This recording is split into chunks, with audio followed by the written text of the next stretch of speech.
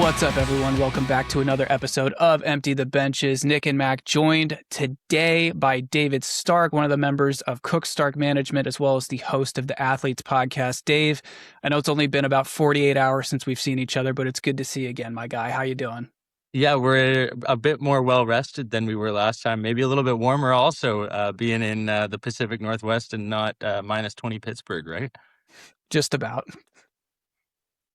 Well, it's good to see you again, man. So just, for those that don't know you or don't know exactly what your background is, let's get a little dive into what you do at Cook Stark Management. I know you're heavily involved with the PWHL, so how's all that been treating you this year so far? Yeah, I mean, obviously we're hitting the Olympic break right now, so people heading home, being able to spend some time with families. We have 6 athletes heading over to Italy right now, competing for various teams overseas. So my role at Cook Stark Management is CBO, Chief Brand Officer. So I'm fortunate enough to work with Lander Cook as well as Eleni Domestias amongst the rest of our team. Eleni being our athlete relations person, our in-house legal counsel, Lander CEO. He and I started about 4 or 5 years ago working together now. Saw what he was doing in the hockey space, wanted to provide it for all athletes. Obviously, having had conversations with female athletes during the Athletes podcast over the past 6+ years, saw that they weren't necessarily represented as well as us men were for the past few decades. So trying to share that as much as we can just through conversations that I've been having. And it's been amazing this year. Obviously, the growth, you see the PWHL, the takeover tour. You guys just saw it in DC. I listened to the episode previously where you guys saw the biggest event. Previously, it was in Vancouver where we had the highest attendance record. So I'm kind of rattled you guys took that from us, but it's all good. It is what it is. No, it's been great so far. Just kicked off a partnership with Hyperrace too, getting our Olympians hooked up with some of their gear. And it's exciting to be a part of a growing space. And obviously, there's a lot more to come, just scratching the surface. Yeah, absolutely. It was great getting to know you a little bit over the weekend in Penn State and Pittsburgh, and really cool to see what you and Lander do in the women's hockey space, obviously getting to see it up close in person in college. So just how important has the college hockey development and growth been for, sort of feeding that growth that the PWHL has had recently? I mean, it's essential, right? When you're expanding by 2-4 teams potentially year over year, you got to be able to feed that with the appropriate inputs, that is, i.e. high quality hockey players.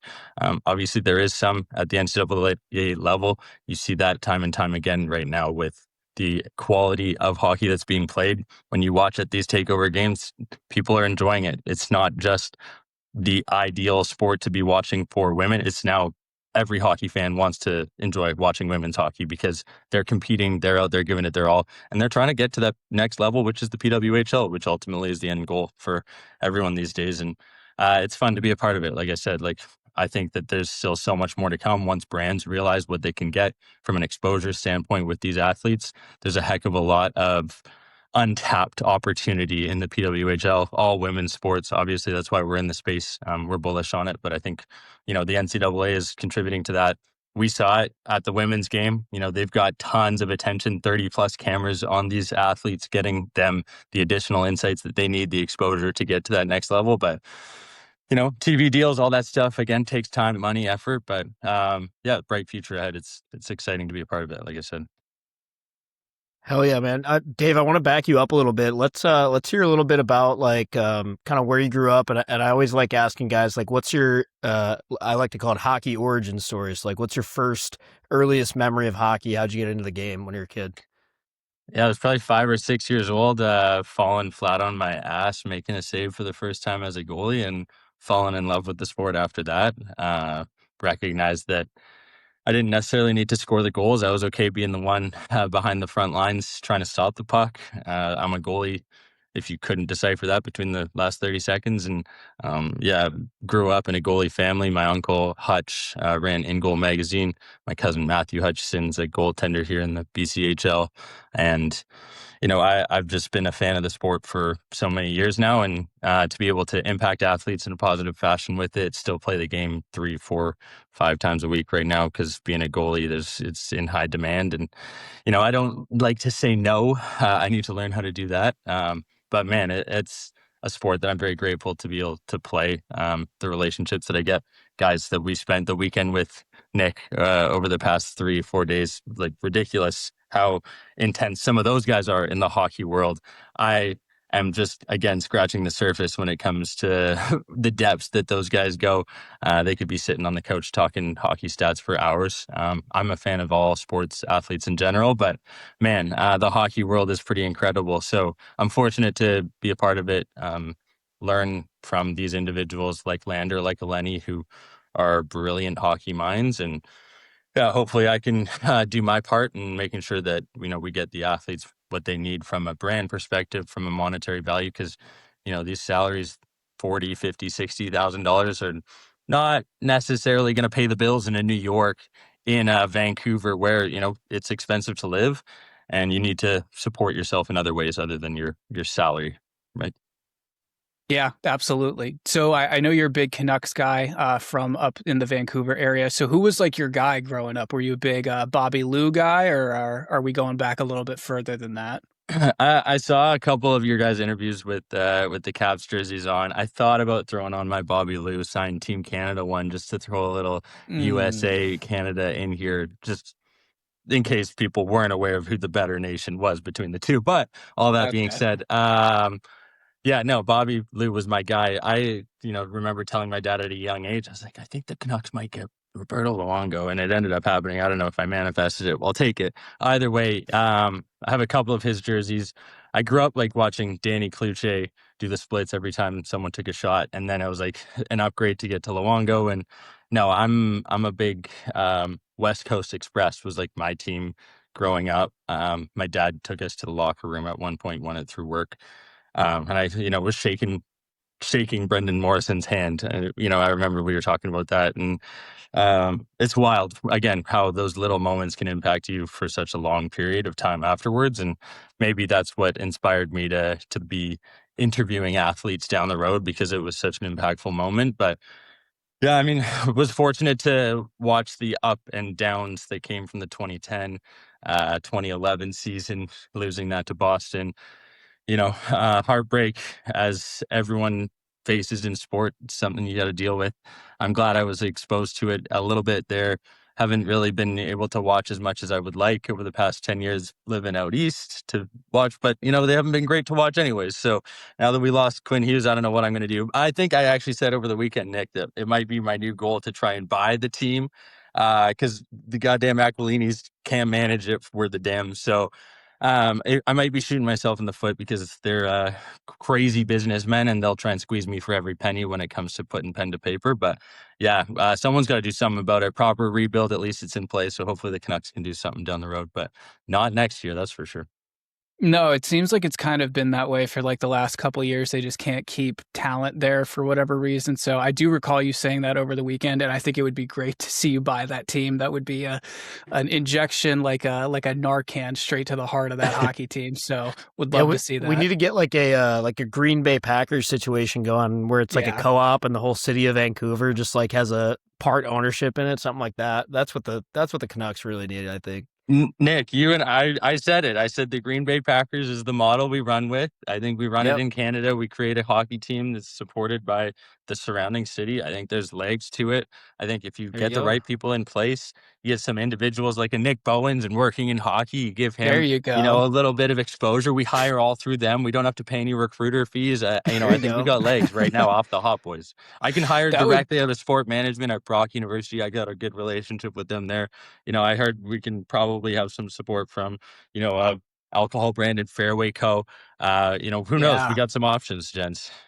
Yeah, Yeah, I know write that down. Bowens. Write that down. I know Bowens would be sprinting to help out the Vancouver Canucks because he loves them so much. So, you bring up Fairway. So that was a beer that you exposed me to over the weekend. I mean, that stuff is fantastic. Not only is it an incredibly cool can, it's a great beer if you're not into if you want something a little bit different than your Bud Miller Coors or your Labatt Moosehead Molson. So, That was a fantastic thing as well. The only thing I didn't really understand about it was on the can Mac, it said milliliters instead of ounces, and I didn't really know what to do with that. So Nonsense. Yeah. no idea how much I actually had over the weekend, but it was a damn good beer. So shout out to you, Dave, because those are fantastic. Yeah, thank you, thank you. Hey, I think we established that the old metric imperial system, which one was the superior, kind of like how We we did. established that Canadians were the better hockey nation. But again, we'll just keep sliding by that stuff. It's all good. Right.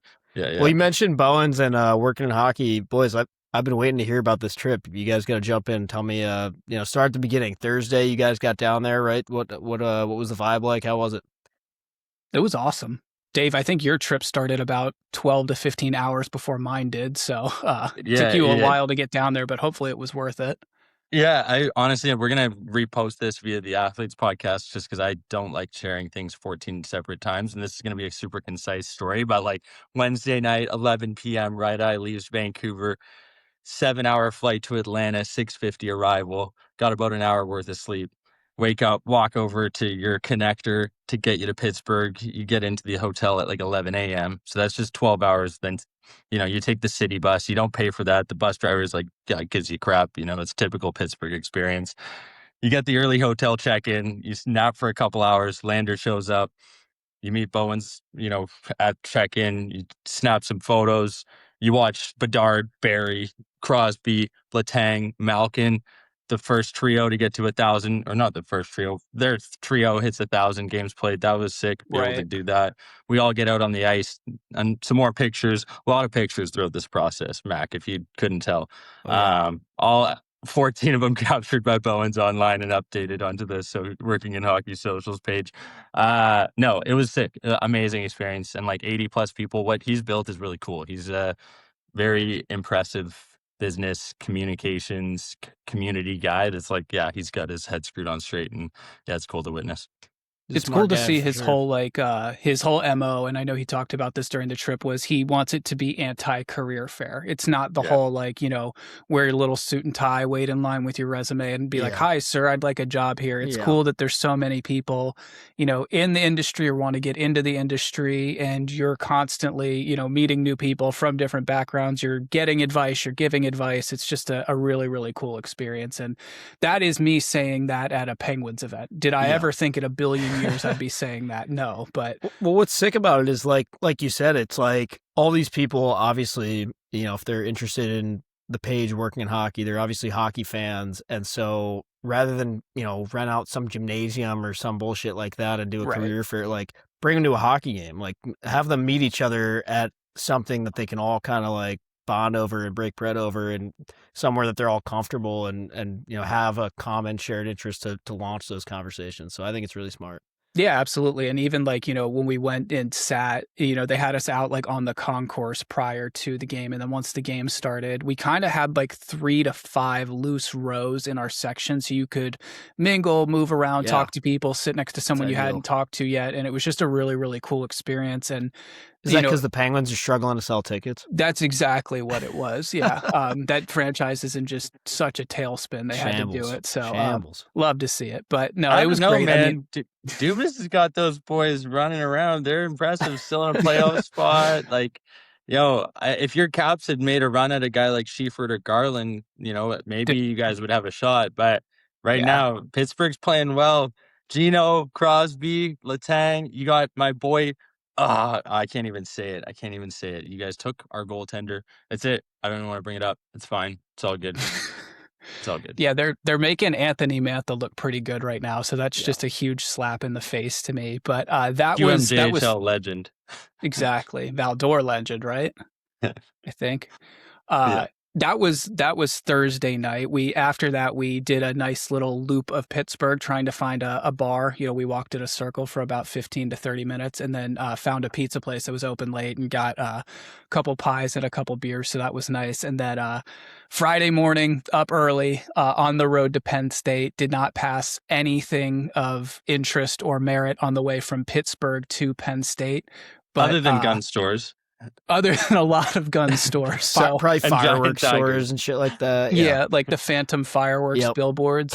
Crazy Kaplan's fireworks. Dude, there's a lawyer, I guess. I saw these all the way on my Oh, drive. Pond La Hockey? Pond La Yep. Hockey. What Yep. the fuck is that? I'm well aware of Pond La Hockey. Yeah. I got so excited. I thought they were billboards for a pond hockey Dude, tournament. I had the same thing. I went to visit my buddy Colin in Philly because it's all throughout PA. Right. And I was like, dude, you got pond hockey here? What the hell? And he's like, no, dude, that's the fucking like injury lawyer or whatever. Like maybe it's just because there was snow and ice all over the ground, but I'm like, like already moving the car into the right lane to get off at the next exit and, grab my skates out of the trunk. But no, such a huge disappointment. But checked into the Airbnb Friday morning, kind of just dropped our stuff and then suited up to head over to the women's Penn State versus Robert Morris outdoor game, which was our first taste of what the weather was going to be like for the weekend. So I thought we did a good job of bundling up. Dave, you're definitely built different than I am when it comes to that. But I would say we stayed warm as we could for the most part with moving around that day. All I got to say is they build us different up here above the 49th parallel. Makes sense. Yeah. Yeah, Mac was at the AHL Outdoor Classic the week before, so I think he was dealing with about 10 to 20 degree colder temps than we were. So I don't know how he did that, but did you have the ski goggles on? I heard the I did. But yeah, nice. You had to. You can't have like any skin exposed, or you're gonna freeze your nuts off pretty quick. But I live in Wisconsin and have for about almost 10 years now, so I'm pretty used to it at this point. Yeah, that's some rough stuff out there, but that was cool. Friday night, we just went back, took it easy. And then Saturday, it was up bright and early and on the road to Penn State, where I would say we encountered one of the most insane traffic jams I've ever been a part of in my entire life. Sheesh. Was trying to get, like, we prepaid for parking, or Bowens did at least. I guess somehow he hooked us up with a spot that I think in theory is in lot 46. I don't know. We never saw lot 46. We never actually got there. So Okay. we're like, I thought, Dave, I don't know about you. I thought we left with plenty of time to get there. Yeah, I knew we were tight. Yeah, but I figured there would be enough time to at least get in there, drop the car. Maybe we missed the anthem, which have a couple whatever. of pops, we'd be fine. Right. Yeah. So we basically get onto this road, I guess, which is like State Route 26 or something. I don't know. And it's basically a gridlock for like 2 miles to get into the one right-hand turn you need to get into this supposed parking lot, which I still don't believe exists. And like when I say deadlocked, I mean it's all just game traffic. Like this is all people all going to game game traffic. Wow. Like, and I don't understand how this stadium does this for football if it was this bad for hockey. I mean, like cars in park. Lander had time to get out of the back and run into the like Dunkin' that we were stopped in front of to get donut holes and a coffee. I had time to take my socks off, and I'm driving, like change them and like put my boots back on. You were doing the Doug Ford, Nick. Let's be real. I was doing the Doug Ford, which learned a lot about this weekend. But highlight of being stuck in the parking jam was call of the year, I would say, that Dave made. We're stuck like dead stop where we can kind of see where we're about to be getting, but it's not moving. Like you can clearly tell they're just having a hard time with this. And across this like 4-lane road split by a double yellow from us is a car dealership. And so Dave just rings this car dealership and is like, hey, we're here for this hockey game. Essentially, what would it take for us to just like park in your lot? Yep. And the woman whose name escapes me, that you were on the horn with, I forget what her name was. We'll save her identity. Yeah, exactly. Just in case it's an issue. But she jumps on the horn with her boss, comes right back and goes, basically, he says he doesn't care. Just park by the service entrance. Wow. So like hard UE over the double yellow right in there, stash the car, and then just like sprint walk our way up this hill to try and get into the game. Good call. I just could not believe how many people were there and just how much of a zoo it was. Dave, I don't know if you felt the same way. Listen, you know what? We're athletes. We're agile. We adapt to the situation we're in. We had it was a 2-minute warning, and we had to make a last minute decision. We called up the sponsor, Pioneer Auto Group's Jeep, Dodge, Grand Caravan. We got Ram on the line, and we did what needed to be done. We said, hey, we're in a pickle and we need you to punch a ticket for us right now. And they pulled through. So shout out to them. We'll have to find the actual dealership, maybe give them a 5-star on Yelp if we haven't already. And next time we're in Penn State, we know where we're parking. That's all I know. Yeah, absolutely. That's a cheat code. I don't know why anyone pays for game day parking there, but that was good because you couldn't park anywhere else on that university for some No. reason, which I still to this day do not understand. But anyways, get inside. That game was a blast. I know we were all kind of talking about it the night before and the morning of. Everyone was saying they wanted, a good game. I think I was one of the few that was, cheering pretty hard for Sparty. There were a couple others in our house, but I don't think we could have gotten a better game that was as back and forth as you could have asked for to, be 5-4. Both teams led at one point, and then to go into overtime was so cool. But Dave, what was your favorite part about the game or the game atmosphere that we witnessed on Saturday? I mean, the fact that we had the game, we saw the day before, Yeah. 24 hours in advance. We saw the women struggling out there with the ice conditions. Like, we could have been 75,000 plus people there disappointed, and they moved it into Pagula Arena because of the ice conditions. Like, the fact that I'm just grateful that we had a game, man. And then you layer the fact that it was a 5-4 overtime. McKenna scores, Porter Malone, like everything storyline, it was Yeah. there for it. And the weather was good. It didn't freeze like -40. I think the stars aligned, honestly, when you really think about it in the grand scheme of things. For how many variables it takes to pull off the actual event itself, it went well. The only thing I will say, and I was highly critical of the entire weekend, was that there were no activations. Like, Yeah. every intermission, just miss after miss. The only person that was out there doing something was the mascot. And man, I Yes. think you and I both said that we could have picked up that mascot at the Goodwill. Like, frig, let's maybe throw a bit more of our budget. Penn State, I'm sure they got a couple bucks that they can put towards these kind of things. Like Nick said, maybe have a snowmobile out there doing something, driving Yeah. around. I don't know. Like, oh, for how much they had on the sidelines as far as equipment to broadcast from Big Ten TV, like, Yeah. spitting chicklets there. We were inside that event, and there was not a lot of engagement for the Mm. fans in that stadium. So that was my only caveat. Again, we were there. It was an amazing experience. I wouldn't change it for the world, but I'm a sports guy. I went for sport management to school, so I've studied this stuff. And I think, like, you want to make sure that this is a ripple effect 5, 10, 15 years down the road. You want to make Yeah. sure that generations talk about this, that it's an annual thing.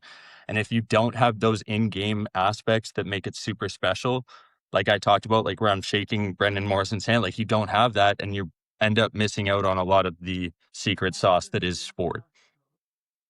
Yeah, absolutely. I was Well surprised said. just, once we got out of the game and like we started to see all the stuff that was on social media with like chicklets on the broadcast and everything. Just, I was a little bit confused why you don't show that footage in the arena. I don't know if Yeah. that was like a tech thing, but like Grinelli in the student section, I think that would have gone bonkers on, Yeah. the stadium screens or something like that, or even just flash into the guys up in the booth would have been great. I know they brought out Micah Parsons for a little bit, and that's objectively pretty cool, but really, other than that, like between periods, there's nothing. They're rolling the same 4 songs over and over again all weekend on the, loudspeaker. I don't really understand what the thought process was there.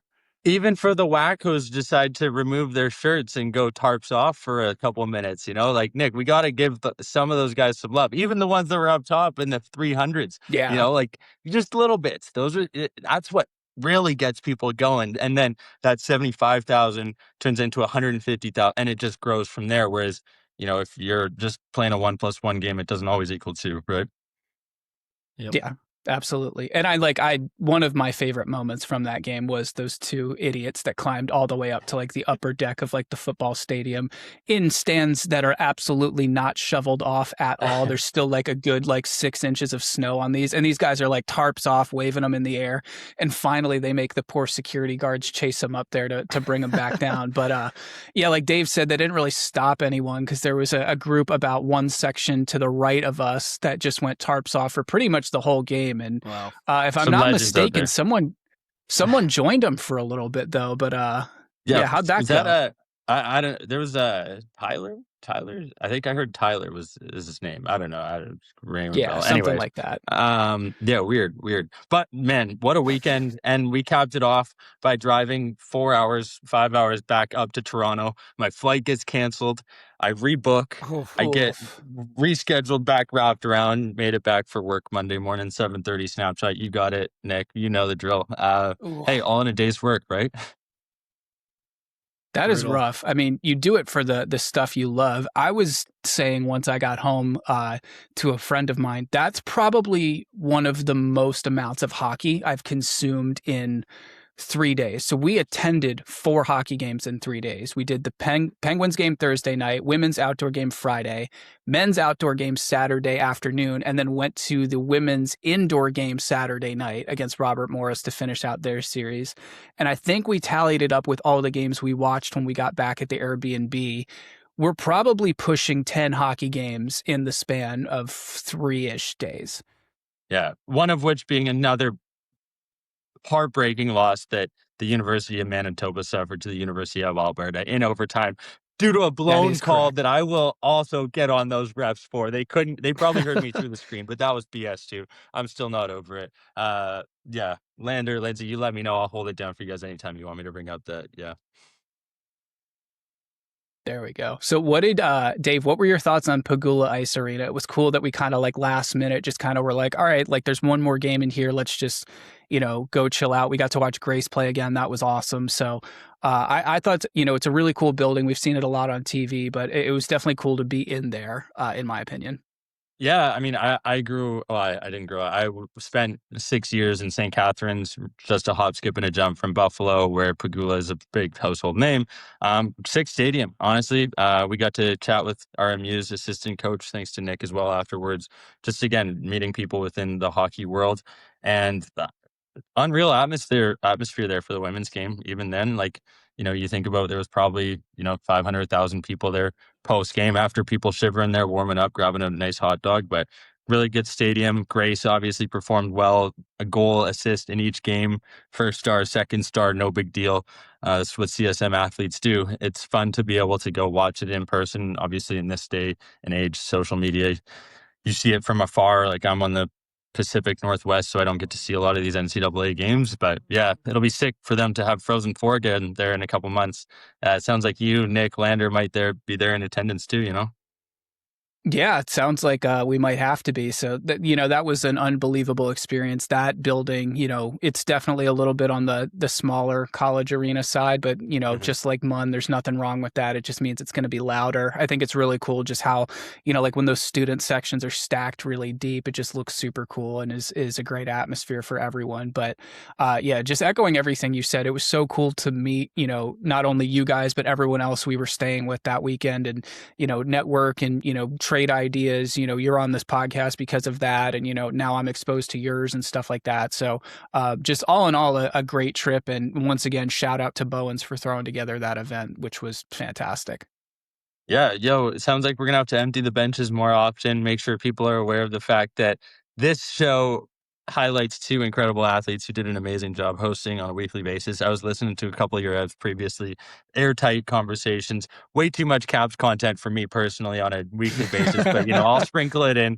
I'll be cheering for my boy Garland if he gets traded over there. But man, yeah, sick weekend. Excited to do this again, at least on an annual basis, Nick, if not further. Mac, I'm sorry that you're a Cavs fan, but you got Ovi. We got a clip of Bruce Boudreau talking about Ovi, episode 100, probably one of my Saw favorite that. Yep. episodes to Yep. date. I'd highly recommend your listeners to go check that out, because there's some sick Ovi Okay. stories in there. And hey, when we get Ovi on the pod, maybe we do another swap podcast with Empty the Benches. We That make some stuff that happen. would be We'll, great. we'll, we'll make Sounds it work. good. Sounds good, buddy. Big thanks to Dave for hopping on to recap the weekend and to chat with us. Like we said about 1,000 times, again, shout out to Bowens for throwing on an amazing event. That was a ton of fun. And if you see one of those going into your area with working in hockey, make sure to attend. I promise it's worth it. Let's go ahead. We've got some big NHL news to get to that I know you and I are chomping at the bit, but I want to take a break real quick to talk about DraftKings before we do all that. Super Bowl 60 deserves a sportsbook built for the moment. DraftKings Sportsbook, an official sports betting partner of Super Bowl 60, puts you right in the center of the biggest game of the year. Anything can happen during the Super Bowl, and DraftKings has your back with early exit. If your player goes down in the first half, you still get paid in cash when your bet settles. No bonus bets, no waiting. While other sportsbooks don't offer injury protection, DraftKings covers the entire first half, even the second quarter. And early exit works on live bets too. Pre-game or in-game, DraftKings has you covered. New to DraftKings? New customers can bet just $5 and get $300 in bonus bets if your bet wins. Download the DraftKings Sportsbook app now and use code THPN. That's code THPN to turn $5 into $300 in bonus bets if your bet wins. In partnership with DraftKings, the crown is yours. Gambling problem? Call 1-800-GAMBLER. Help is available for problem gambling. Call 888-789-7777 or visit ccpg.org in Connecticut. Must be 18 plus. Age and eligibility restrictions vary by jurisdiction. Pick 6 not available everywhere, including New York and Ontario. Void where prohibited. One per new customer. Bonus awarded as non-withdrawable Pick 6 bonus picks that expire in 14 days. Limited time offer. See terms at pick6.draftkings.com/promos. Alrighty, so big NHL news going down today. Artemi Panarin is now a Los Angeles King. I know it was rumored by Chris Johnston that a quote-unquote big offer was put in by the Washington Capitals, but ultimately Panarin to the Kings. He has re-signed for 2 years at $11 million per. Rags get Liam Greentree and a conditional third-round pick, and I think a prospect going back, if I'm not mistaken. But, Oh boy, what do we think about this one? I mean, it's funny because there were reports that, like, Rangers wanted, like, they had asked the Caps for Ryan Leonard, they had asked the Sharks for Will Smith, and, like, it just goes to show that Rangers fans and apparently the actual management were way out of line in what they were actually going to be able to get. This also, I'd like to go back a couple episodes ago. I mentioned that that Drury had like come out and said that like they are trading Panarin like no matter what. And some Rangers fan in the comments was like, "Wow, way to lose every last bit of leverage you might have still had on this." And I think that's nails right there. He nailed it. No, he just showed him the hand of cards, and they had no leverage. And the other thing is, when you've got a guy like Panarin who has a full no movement clause, it's completely up to him. And it came out after the fact that he was never even considering Washington. He was never considering San Jose. It was the only team he was willing to move it for was LA. So you got all these people saying, really, no other team could match that or come up with a better offer. It's not that. It's just that if he was going to go, it was going to be LA, and then your hands are really cuffed because then it's just going to be, well, LA knows that, and they're like, all right, well, we'll give you a bag of pucks for this. Like, yeah. We know you don't have any other options, so. And I think they tripled down on that with the fact that they came out and said, hey, we're not going to play this guy until the Olympic break. Yeah. He's not even practicing with the team. He's skating by himself. So if he didn't get moved today, then he's just this deteriorating asset on their books any sense for the next 2.5, 3 weeks. It doesn't make sense at all. So of course, whether that's, him forcing their hand, them forcing their own hand, or shooting themselves in the foot again, it doesn't add up, or it doesn't make sense to me at all how that can happen. Yeah, and I also saw a lot of Rangers fans being like, damn, I know like we were handcuffed, but we couldn't even get a first for him. And then people were like, yeah, but Greentree was a first round pick, I think last year or the year before. And so like, I guess there's that. But then this was killing me. A couple of Rangers fans were like, yeah, I really liked Greentree as a prospect until he entered the Rangers development system, because we've all seen how good the Rangers are at developing young talent.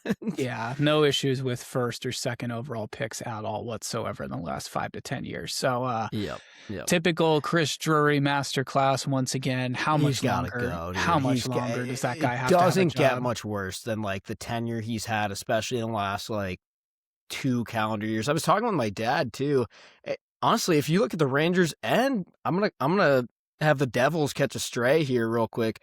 The Rangers and the Devils have masterfully managed to take 2 rosters that had nothing really majorly wrong with them and just totally fuck them. Like, just absolutely fucked them to hell, both rosters. So congratulations to the Rangers and the Devils for taking a perfectly fine situation and making it worse. Yeah, absolutely. I mean, talk about just rolling hand grenades into both of those locker rooms mid-season. I don't know what those teams were thinking, but this is what happens when I guess maybe, the Olympic stuff gets involved, or the Luke Hughes, Jack Hughes, whatever you want to call it, gets involved. So not fun. Just for those that don't know, this all went down because the NHL roster freeze went into effect as of 3 p.m. today. Yesterday, the day you guys are listening to this, but want to move on to a quick anecdote that popped up right before we jumped on the podcast, just to make it abundantly clear that me and the group of guys I was with had nothing to do with the Gavin McKenna incident over the weekend. If you don't know what I'm talking about, just Google it. That kind of shocked everyone. I know you and I were talking about the fact that we thought we were getting Puck Empreed when Puck Empire posted it. So not good. It's never good to be charged with felony assault, but so it'll be interesting to see what happens there, if anything. Yeah, you never know if when these things happen, if it's going to be like, oh, he's actually going to face like insane consequences, it's going to ruin everything, or if it's like, this is just going to be nothing in 2 weeks and they're going to somehow like settle out of court. You just don't fucking know when it comes to this kind of thing. But I mean, nonetheless, it's a pretty serious charge. So definitely. Want to get to the stadium series for a second. I feel like this is almost getting overshadowed with what I had going on this weekend. I'm sure a lot of NHL fans were dialed into this. I know a couple people I talked to at the Working in Hockey event flew down for this. They were a lot warmer than I was, or you were the weekend prior. Being in Tampa must be nice. But, for you and I who've been openly critical of outdoor games and stadium series games, as a hockey game, this one was great. It didn't look like this if you maybe were scoreboard watching midway through the second period, but, with the Bruins deciding to take every penalty possible on the planet and letting the Lightning score 3 power play goals in the third period, it got pretty interesting. So I thought the game was fantastic. Instant classic outdoor game. Hard to argue with a tendy fight. I know you and I weren't huge on the uniforms. I'm going to say this, the Ranger or the Bruins uniforms just kind of looked a little bit more like cheese, because it was a little bit more of that like highlighter yellow as opposed to like the gold that we're used to with them. But I will say, I don't know if it's just that I enjoy a color on color matchup in general, but I didn't mind visually looking at it. Like, no. Looking at the two teams skating around on ice, I was like, okay, I don't necessarily hate this as much as I hated when the actual jerseys were released. And I think that's usually the case. Like, once you see it on ice, you're like, all right, it's not as bad as I thought. But I like the big numbers. I like that for an outdoor game, like the bigger numbers on the side of the sleeves. I also like the on the Bruins helmets, the little like scratch on one side and then the number on the other. That was kind of cool. So there were some cool details in there. I think overall the jerseys were still kind of a miss for me, but I came around a little bit. I like dark on dark for a stadium series game. Like, I think that works specifically. I mean, you do kind of, and you nailed it, you need a good jersey matchup. You need a good sweater matchup. We've seen some terrible ones in the past. I'm thinking back to like those LA, San Jose, Anaheim, like two-tone ones that were just atrocious. Like the gray. One of those teams had a gray. I think the Kings did.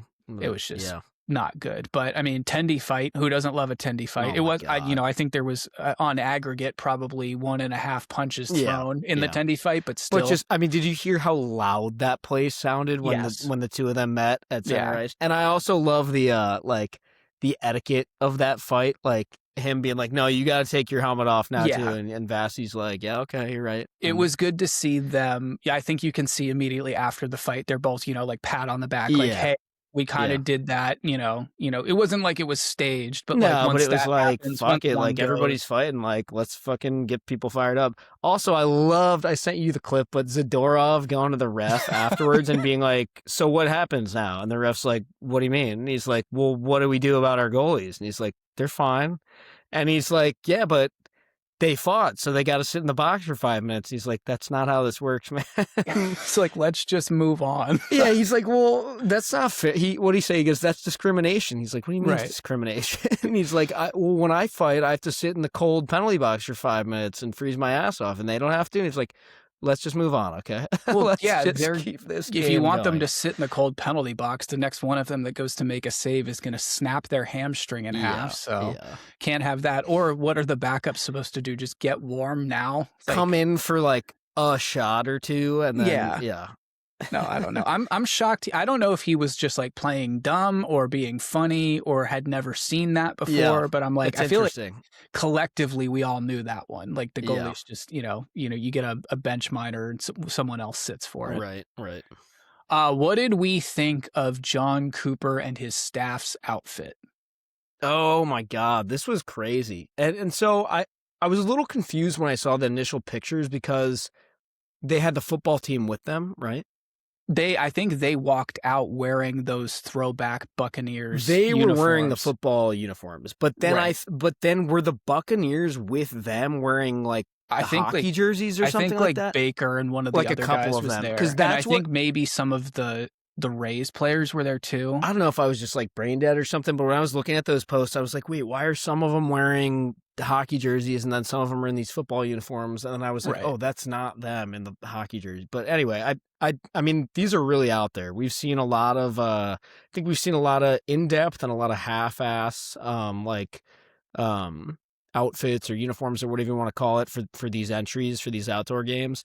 And I give them credit. They went all in. That's for sure. It's the most I've ever seen a coach do. I mean, coaches, for sure. Really, you used to just get like they would maybe throw like the old time looking beanie on, or then the they jacket, did the big suit bomber, and like the old time like 1940s, Mad Men hat or something like that. And now these guys just went full. I mean, Cooper, with the cigar and the chain and everything. Yeah, I was like, dude looks like kind of like a pimp. So yeah, I mean. It was cool. Social media loved it. And like we've talked about before, that's exactly what these events are kind of built on. And I'm glad it went well, though, because I know we were skeptical about that one following the Winter Classic and how some of these had gone recently. So hopefully that's an indicator of some good things to come with the NHL in terms of outdoor events. Totally.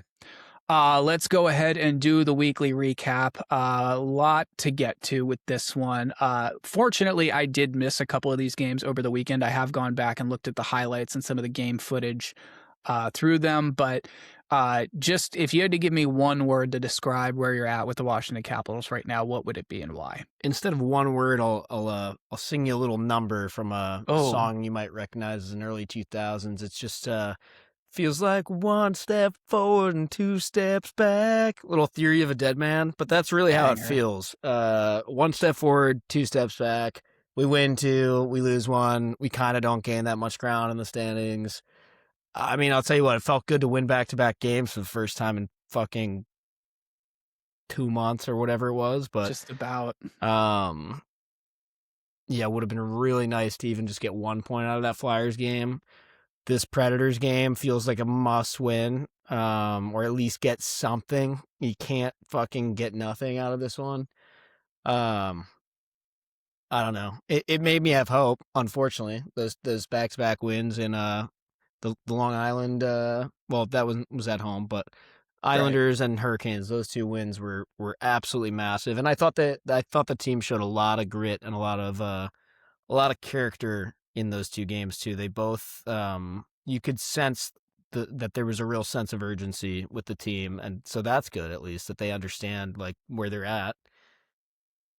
Yeah, absolutely. I was scoreboard watching the Detroit game because that was when I was at the Working on Hockey event in Pittsburgh, and I'm literally on the Penguins ice after this game is over on my phone looking, at social media, and I'm watching Chucky get just, carried off the ice. And I'm like, what the hell did I miss? What the hell happened? That was the most chaotic game I think I've seen in quite some time. Somebody commented like on the Caps post after the game that was like most normal Capitals game I've ever seen. No, or something that's spot on. Average Capitals game. Yeah.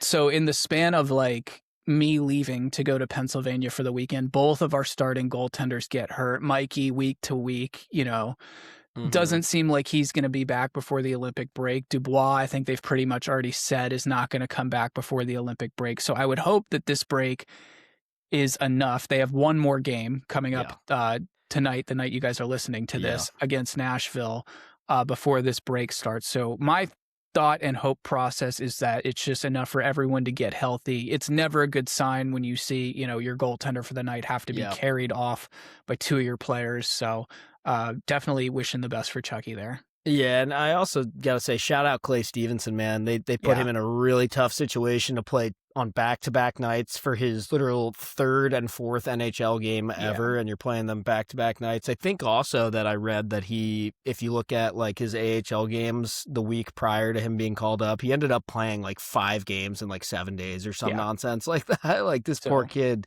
needs a rest, but he gave us a chance in every game he played, I think. Particularly played really well in that Islanders game, so hats off to him for that. Nick Dowd has really locked in these last few games. That's good to see. But yeah, you nailed it. I mean, we gotta get healthy. I also this is kind of where I'm at. If you're looking at the standings, we said it last week. We're probably not getting a wild card spot with the way the Atlantic's going.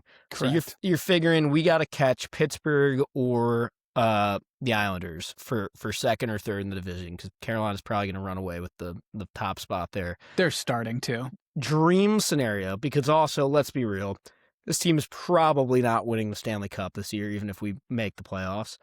I don't know what you're talking about. Chucky getting carried off is how that DVD starts. Yeah, actually, you might be right there.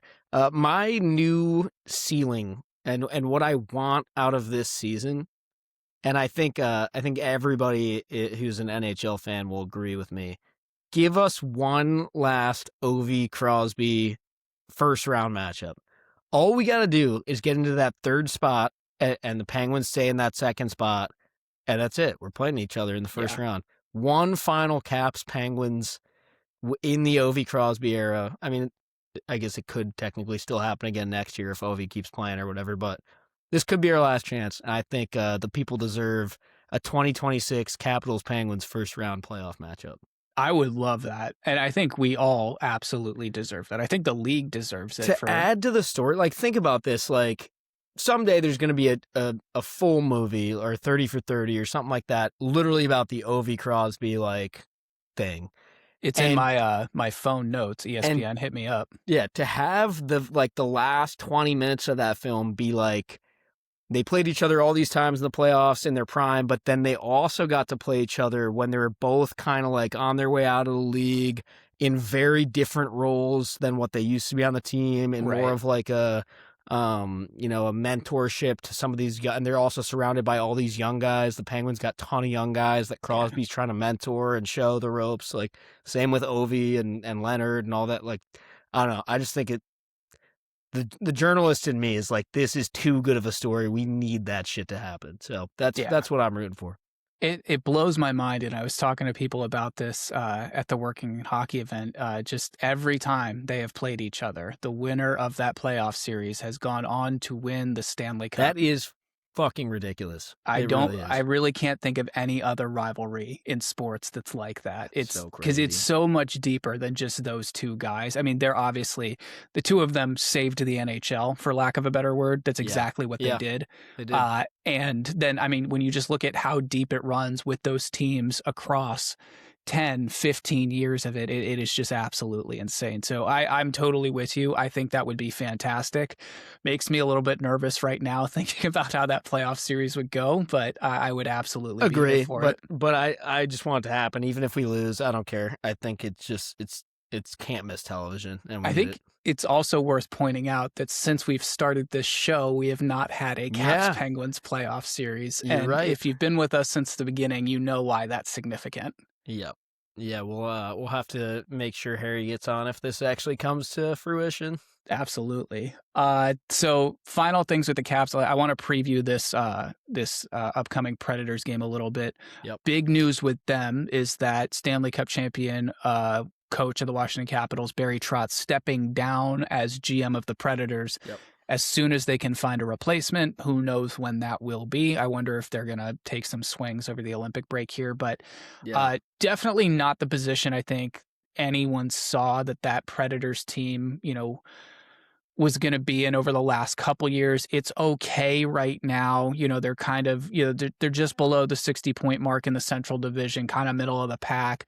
I don't really think they're wowing anyone right now. Stamkos will have a good game here or there, but other than that, I feel like what we thought we were going to get with that team when Trotz get there, and all those guys like Marchessault and Stamkos started to go there, it's just been very underwhelming. So It has. not really sure what the answer is there. I think they might need to move on from a couple of the pieces that have been there for a bit, but a team like every other team in the NHL that always has one way to, torment the Washington Capitals. So what are you looking for out of this Predators matchup tonight?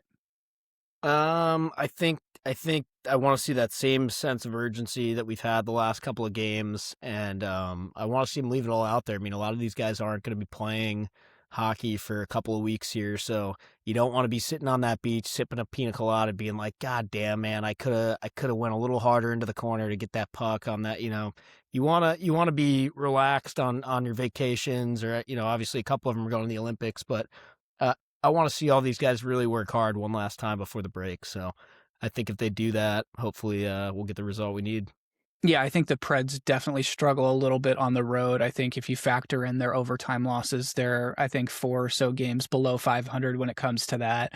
I know their goal differential isn't anything great. I think they're, around minus 30 or something like that. So hopefully this is a situation where the Caps, I'd love to see, especially if it's Stevenson going again, I'd love to see them keep a team to 1 or 2 goals in the next upcoming games or something, and really just lock in defensively here and go to work. And, I think at times we've seen the offense struggle. I'd like to see this team get out to a, sort of what that Vancouver game started like in the first half of that first period, rock out with 2 quick ones in the first period before it all fell to shit. But that's something that I would look for, especially if it is Saros going tonight against the Caps. Yep, and it sounds like there's at least a chance LT will be activated off the IR to get 1 game in here before he heads to Milan for the Team Canada festivities. That is right. So speaking of festivities, you were at the Admirals game last night when I saw this on social media this morning. It looks like all hell broke loose. So,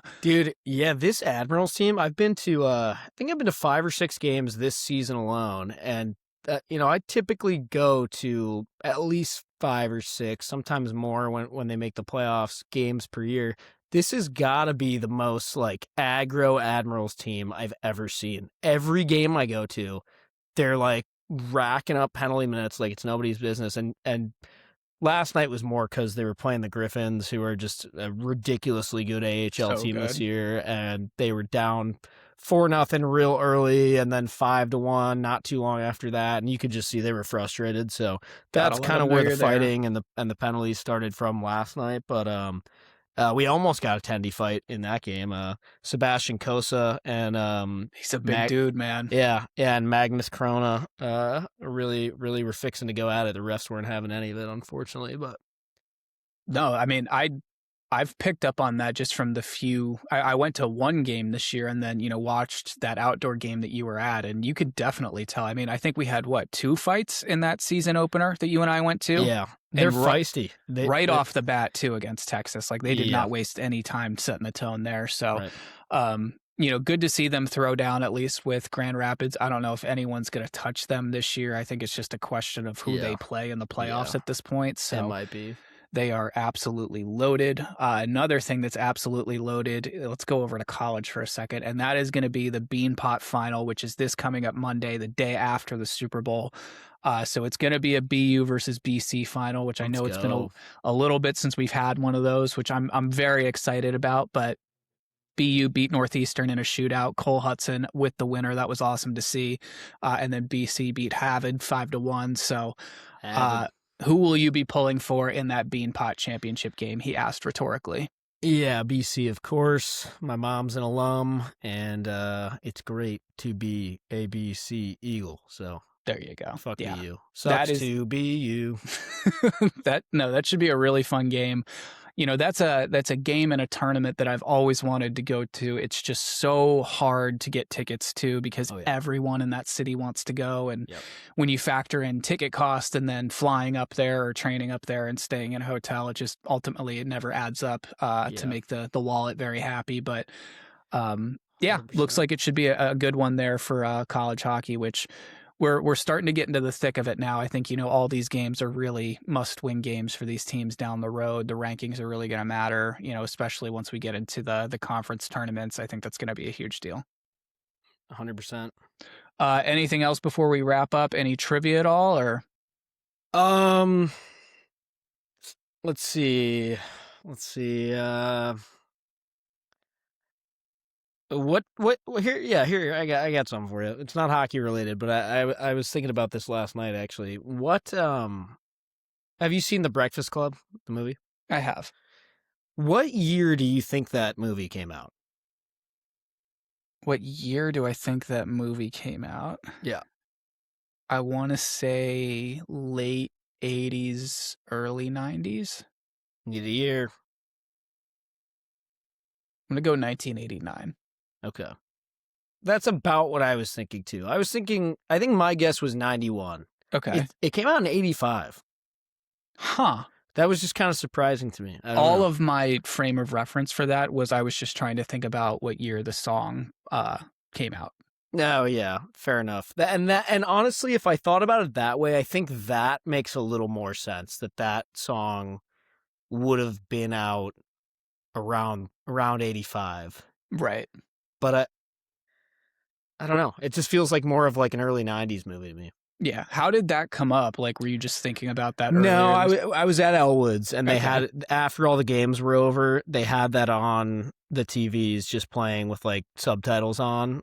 And we were just sitting there watching and talking with the bartenders about it. And then we got to say, and we're like, because somebody said like, oh, it's such a good 90s movie. And in my head, I was like, yeah. And then I was like, wait, is it a 90s movie? And then I looked it up, and then I was like, wait a minute. I asked the bartender and everyone I was with, I was like, what year do you think this came out? And everyone kind of said what we just said. Everyone was like, gotta be like 90 or like, I feel like 89 it's a 90s kids movie. Like like if you're a 90s kid, if you're a grew kid up in the like 90s watching that movie. Yeah.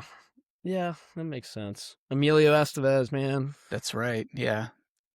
Ducks, Mighty Ducks head coach. Gordon Bombay. Yeah, exactly. Yeah, just like my least favorite scene in that whole movie is when they like get stoned in the library and then just start tweaking out as if that is something that would happen ever. Yeah. He's just like freaking out and like he's basically doing what like a cokehead would do.